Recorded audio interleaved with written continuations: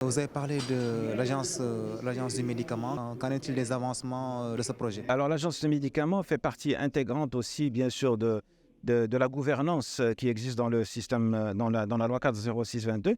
Je rappelle que la loi cadre 0622 comporte 4 piliers.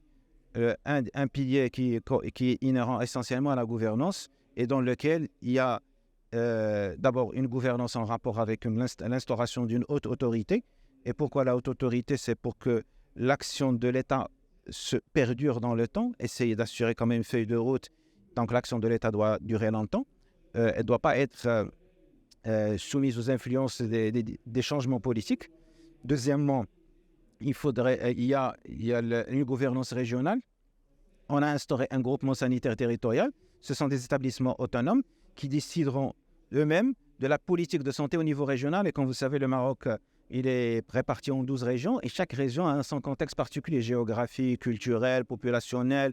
Il y a des spécificités. Et on voudrait que l'ensemble des acteurs de la région soient partie prenante de la définition de la politique de santé au niveau régional et créer une sorte de compétitivité entre les différentes régions.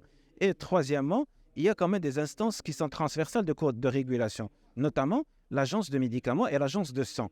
L'agence de médicaments, l'agence de sang, les textes de loi sont sortis. Ils étaient publiés bien sûr la semaine dernière.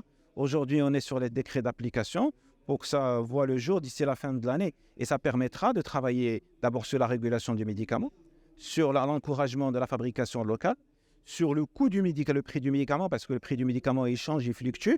Et en fonction, bien sûr, de l'importation de la matière première et en fonction de la conjoncture, vous pouvez le constater que pendant la pandémie, il y a eu beaucoup de problèmes à l'échelle planétaire.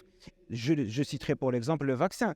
Également, il y a aussi la législation, le contrôle d'utilisation de médicaments et le contrôle technique et la qualité aussi. Et donc, c'est ça l'intérêt de l'agence. On est très content que les textes de loi aient vu le jour, bien sûr, cette semaine. L'administration des douanes, en collaboration avec Portnet, mais également avec le ministère, ont mis en place une digitalisation des procédures pour l'importation des médicaments. Est-ce que le ministère prévoit de mettre en place une digitalisation des différents services de l'agence du médicament pour une plus d'efficacité dans les politiques mises en place? Nous avons digitalisé tout le système de santé. Il reste la digitalisation de l'agence de médicaments et l'agence de sang parce que c'est un travail pour lequel il faudrait qu'il y ait l'adhésion de tous les industriels. On est sur les médicaments, on va passer rapidement au dispositif. D'ici la fin de l'année, tout sera bouclé.